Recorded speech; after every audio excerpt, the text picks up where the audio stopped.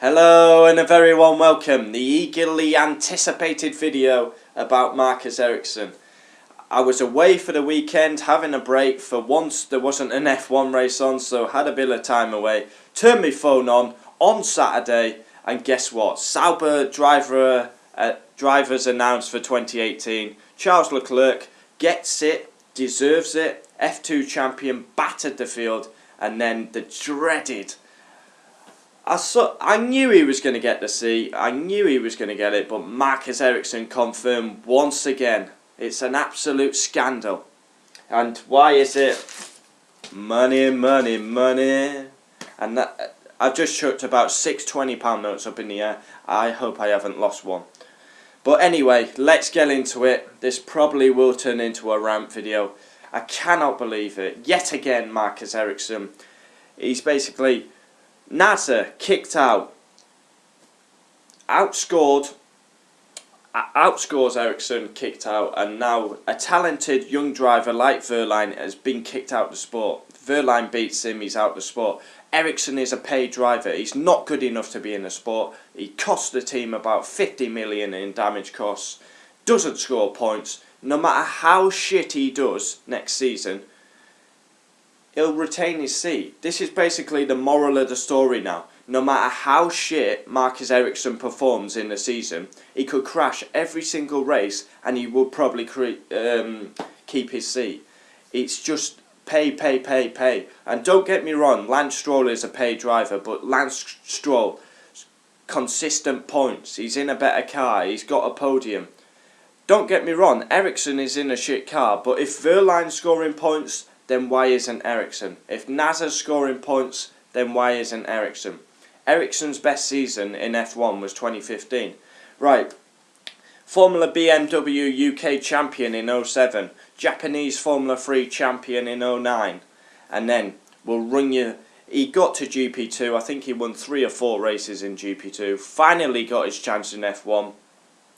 And I believe, I couldn't find the caterham stats, I believe Kobayashi was his teammate, and I think every teammate he's had in F1, he's been they've outperformed him in the races. At the end of the season, more points. I couldn't find it, I'm not going to lie, but I'm pretty sure every teammate he's had in F1, he's lost. So we'll run down a couple of stats. Paid driver, no points in the last 2 years, beaten by NASA, beaten by Wehrlein, beaten by every teammate he's had in F1. Only driver in 2017 not to score points, and that is full-time driver. Hartley and Gasly didn't score points, but they had 3 to 4 races. Ericsson's had 20, no points. We've had chaotic race in Baku. Wehrlein scores a point, so why doesn't Ericsson? Anyone could have scored points at Baku. Baku was an absolute crazy race. Wehrlein, 8th place at Spain. Where's Ericsson? I think he got 11th. If Wehrlein's scoring points, then why isn't Ericsson? They're in the same car, so you can't give me that. Well, he's not had a chance to score points, he's in the worst car, because Wehrlein's got 5 points this season and beats the Swedishman. 2014, no points. 2015, his most successful season. Australia 8th. China 10th, Spa 10th, Hungary 10th, 9th for Italy. But the bottom line of that season was, it was his best season, but he still got beat by Felipe Nasr. Ericsson got 9 points, Felipe Nasr got 27. On his debut, Felipe Nasr finished 5th at Australia, where Ericsson finished 8th. That is Marcus Ericsson's best result in F1, his 8th place at Australia.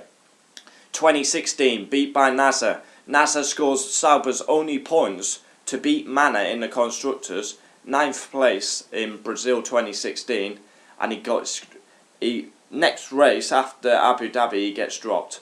Unbelievable. Why does he get dropped? Because Ericsson's a paid driver. Pay. And 2017, beat by Wehrlein, and the talented German F1 career is probably done. It's such a shame. Wehrlein, is he a better driver than Ericsson? Yes, he is. And he's out of the sport. That could be his F1 career done, because Ericsson's got a few bob or two. Half of his backers own the team as well, so that is the big point in this video. No matter how bad Ericsson does, he will retain his drive every time. I mean, look at this season. What has he done? No points. Apparently qualifying's been close, but points are on a Sunday, they're not on a Saturday. It's not good enough. We all know Sauber's lineup should be Leclerc and Verline, and instead it's Leclerc, Ericsson. Sauber, Alfa Romeo F1, I think. Alfa Romeo Sauber F1 it's called now. Alfa Romeo back in the sport, but I was tarnished it. I looked at the photo, looked at Sauber's Twitter, I saw Leclerc smiling, I was like, get in, can't wait. He's the brightest youngster coming through at the minute. Probably will be in the Ferrari in a couple of years when Raikkonen retires. And then I saw Ericsson and I was like, fuck me gently. He should not be in the sport. He's had 4 years in the sport now and he's not really done that much. 2015, like I say, his best season. But Sauber, they just settle for mediocrity these days. Mediocrity. How? Think a couple of years ago, Sergio Perez nearly won a race at Malaysia. He got a podium at Italy, a podium at Canada.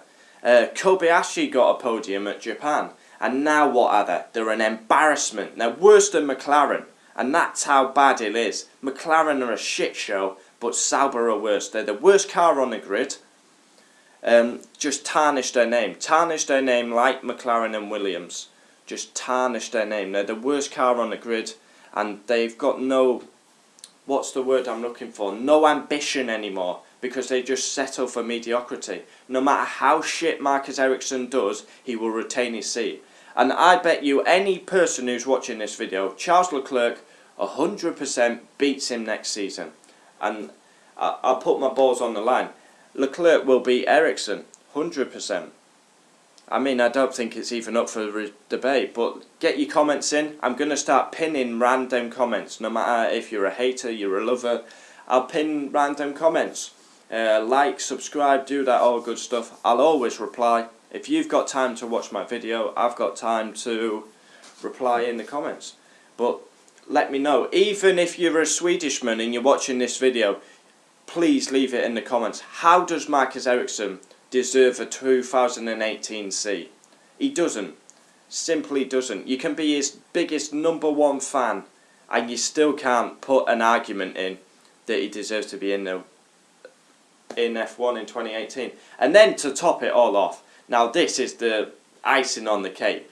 When he didn't have, there was 2 seats available, Williams and Sauber.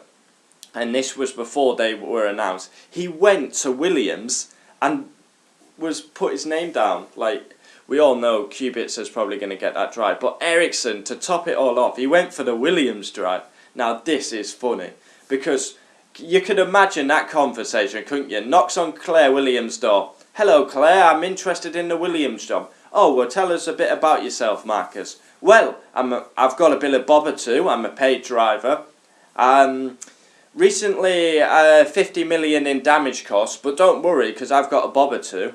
I'm a paid driver. I've scored no points in the last 2 years. I regularly get beat by my teammate. Yeah, I think I'll be a good candidate for the Williams team. I'm over 25, so yeah, I don't actually know how old he is, but I think he's like 26. All jokes aside, he is not good enough. I mean, Williams probably laughed at him when he came and knocked on the door. Why would Williams want a guy who's just not performing? He should not be in the sport. He should be doing Formula E with the other Formula rejects. Yeah, Formula E. He should be doing Formula E with the other Formula rejects. Let me know your thoughts about Marcus Ericsson. For me, there's always one driver. Maldonado, not good enough. Where's he now? He's out the sport. Blue flag Gutierrez, not good enough, out the sport. You always have it. 1 year, a driver's not good enough, they should be out. And this year it's Marcus Ericsson. 2017, what did he do? He did nothing, apart from crash a few F1 cars, underperform, and he keeps his seat because he's got a few bobber too. Let me know your thoughts. Get them in if you're an Ericsson lover, if you're an Ericsson hater. I wouldn't say I'm a hater, I'm just a realist. He is not good enough to be in F1. I'd much rather see Verline and Leclerc. That's a better battle. But what can you do? Sauber, they'll be the worst team next year. as they have been for a couple of years. Yeah, leave your comments. I will pin them, so like I'll pin a random one, and yeah, let me know your thoughts. Like, I really hope Swedish people watch this, because obviously he's got his fans out there. I'd love for one of them to comment and just tell me, how does, this is the big question, how does Marcus Ericsson warrant a seat for 2018? Please answer me in the comments, because he just doesn't. Oh my god. I knew I had to do this video, but I was praying that they were going to announce Verlaine and Leclerc. Marcus Ericsson, simply not good enough for F1. Sauber mediocrity, they settle for the embarrassment. Round of applause. And I'll see you next time. Marcus Ericsson retains his seat for Sauber. Leclerc's in there. Alfa Romeo Sauber. Oh, 2018, Leclerc will beat Ericsson. Ericsson's not good enough. He's probably a nice guy in real life, but he's the shithouse of F1. Adios.